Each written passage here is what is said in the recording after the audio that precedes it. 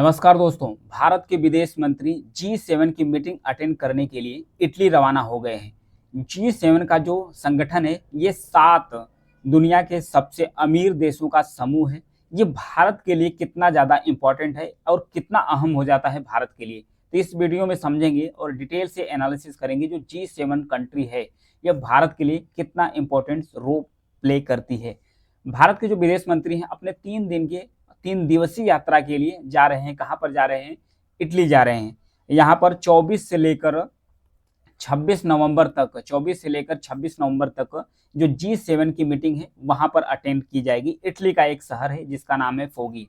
Foggy शहर में हो रहा है। यहाँ पर देखिए जो नेपल सिटी है इसकी कुछ ही दूरी पर स्थित है। अब फिर फोगी सिटी यहाँ पर होगी। यहाँ पर भारत के जो विदेश मंत्री हैं उनको एक गेस्ट कंट्री के रूप में, एक मेहमान देश के रूप में इटली की तरफ से न्योता भेजा गया था। यहाँ पर विदेश मंत्रियों की ये जो बैठक होगी फ्यूगी में तो होगी। इस दौरान जयशंकर इटली समेत दुनिया के अन्य विदेश मंत्रियों से भी मुलाकात करेंगे और द्विपक्षीय बैठक भी करेंगे। अपनी यात्रा के दौरान वे रोम में जाएंगे। रोम इटली की राजधानी है। यहाँ पर देखिए यह है रोम सिटी, बीच में ये रोम सिटी है। रोम इटली की राजधानी है। यहाँ पर जाएंगे जब अपने, तो एक नया परिसर खुला है, भारतीय दूतावास के लिए एक नया परिसर खुला है, उसका उद्घाटन भी करेंगे। इसके अलावा अंतर्राष्ट्रीय राजनीतिक अध्ययन संस्थान द्वारा आयोजित होने वाला जो मेडिटेरियन डायलॉग है उसका जो 10th एडिशन यानी कि जो 10वां संस्करण है उस संस्करण में भी पार्टिसिपेट करने के लिए जा रहे हैं। तो सबसे बड़ी बात कि जो मेडिटेरियन डायलॉग्स है ये है क्या, इसके बारे में समझते हैं। यहाँ पर देखिए ये है इटली के नीचे यहाँ पर जो स्थित है नीचे ये मेडिटेरियन सी है यानी भूमध्य सागर है। भूमध्य सागर के अंदर क्षेत्रीय सुरक्षा और स्थिरता को बनाए रखने के लिए मेडिटेरियन डायलॉग को आयोजित किए जाते हैं। इसे 1994 से स्टार्ट किया गया था मेडिटेरियन डायलॉग्स। जो नाटो मेंबर्स हैं, नाटो कंट्री है यानी कि जो नॉर्थ एटलांटिक ट्रीटी ऑर्गेनाइजेशन है, इसके 7 कंट्री जो मेडिटेरियन सी से अपना बॉर्डर शेयर करते हैं। तो इस डायलॉग्स में इस बात की भी चर्चा होती है कि जो नाटो के बारे में जो अफवाहें फैलाई जाती है वो अफवाहें गलत है, कितना तक सही है, उसको बारे में भी जस्टिफाई किया जाता है। और उसके बारे में जो मिस अंडरस्टैंडिंग डेवलप होती है उसके बारे में भी ये इस सब सारी चीज़ों को टैकल किया जाता है मेडिटेरियन डायलॉग।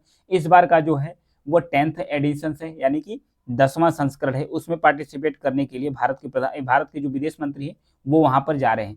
इतना ही नहीं, भारत के जो प्रधानमंत्री हैं इसी साल 14 जून को G7 देशों के जो राष्ट्राध्यक्षों की जो आउटरीच बैठक हुई थी वहां जब आयोजन किया गया था, इस बैठक के लिए इटली के प्रधानमंत्री जॉर्जिया मेलोनी ने भारत के प्रधानमंत्री पीएम नरेंद्र मोदी को आमंत्रित किया गया था। इस समिट के दौरान उन्होंने इटली की प्रधानमंत्री जॉर्जिया मेलोनी के अलावा फ्रांस के राष्ट्रपति इमैनुअल मैक्रोन और उसके साथ ब्रिटेन के पीएम ऋषि सुनक और वेटिकन सिटी के प्रमुख जो पोप फ्रांसिस हैं उनसे भी मुलाकात की थी। समिट में मोदी और यूक्रेन के राष्ट्रपति जो व्लादिमीर जेलेंस्की हैं इनके बीच भी द्विपक्षीय मुलाकात हुई थी। इसके अलावा जयशंकर, भारत के जो विदेश मंत्री, वो भी 2 से 3 नवंबर को इटली का दौरा किया था।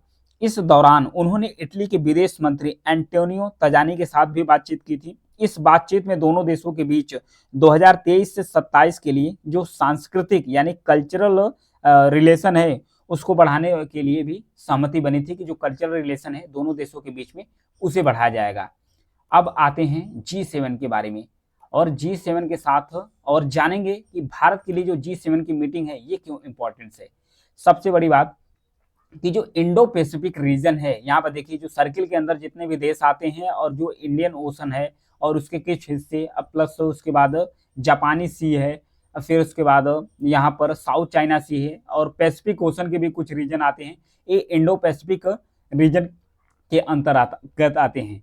तो इसको सुरक्षा है। यहाँ पर चाइना का दबदबा, चाइना बार बार जो साउथ चाइना सी है उसमें भी अपना दबदबा बना कर रखता है। जो मलक्का स्टेट है उस पर भी चाइना अपना दबदबा बना कर रख रहा है और हिंद महासागर में भी मालदीव और श्रीलंका अन्य देशों के साथ इंगेज करके चाइना अपना दबदबा बना रहा है। इसी चाइना के दबदबे को काउंटर करने के लिए भारत को आवश्यकता है जो G7 के कंट्री मेंबर्स हैं, यानी कि G7 दुनिया के सबसे ताकतवर अमीर देश हैं और जो G7 के मेंबर्स भी हैं, इन्हें भी भारत की आवश्यकता है।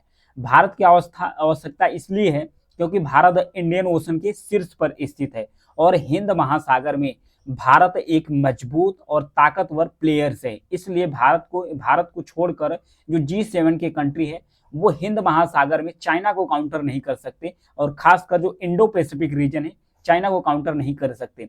और जो G7 की मीटिंग है इसलिए भी भारत अटेंड कर रहा है ताकि जो चाइना का जो कर्ज का जाल है इसको अन्य देश भी समझ सके, क्योंकि चाइना पहले सस्ते रेटों पर कर्ज देता है, कर्ज देने के बाद धीरे धीरे वो अपना कर्ज बढ़ाता चला जाता है, जब कर्ज अपना चाइना बढ़ाता है फिर उसके बाद धीरे धीरे जो देश कर्ज लेते हैं वो डेप्ट ट्रैप में यानी कि कर्ज के जाल में फंस जाते हैं। जब कर्ज के जाल में फंस जाते हैं तो जाहिर सी बात चाइना जब अपने कर्ज के जाल में देशों को फंसा लेता है तो अपनी शर्त मनवाने के लिए अपनी मनमानी चाइना करना शुरू कर देता है। इसी की कंडीशन में चाइना का जब कर्ज श्रीलंका नहीं चुका पाया तो श्रीलंका अपना जो हम्बन टोटा बंदरगाह है वो 99 साल के लिए चाइना को लीज पर दे दिया है।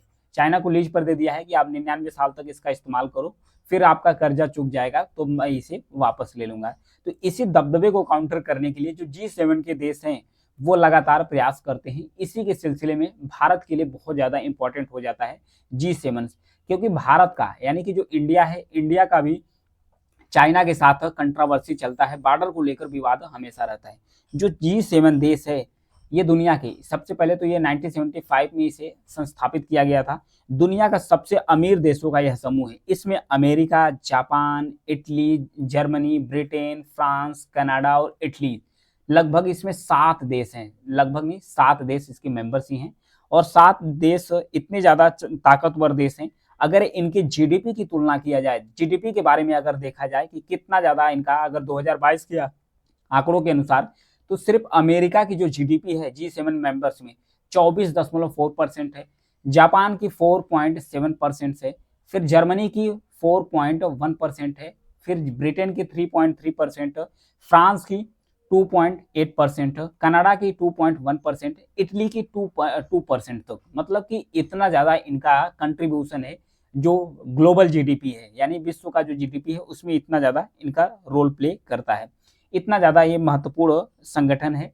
और भारत के जो विदेश मंत्री है चाहे प्रधानमंत्री हैं, लगभग 2019 से लगातार इस मीटिंग को अटेंड कर रहे हैं, बिना स्किप किए अटेंड कर रहे हैं। लगभग कहा जा सकता है कि भारत अब तक 2019 से पहले भी अटेंड कर चुका है, 11 बार इस मीटिंग को लगातार अटेंड कर चुका है भारत। तो ये था G7 के बारे में और G7 कंट्री से भारत को किस तरीके से फायदा होगा और G7 जो देश है उसको भारत से क्या लाभ होगा, इन सब सारी चीज़ों के बारे में मैंने न्यूज एनालिसिस किया। Thank you.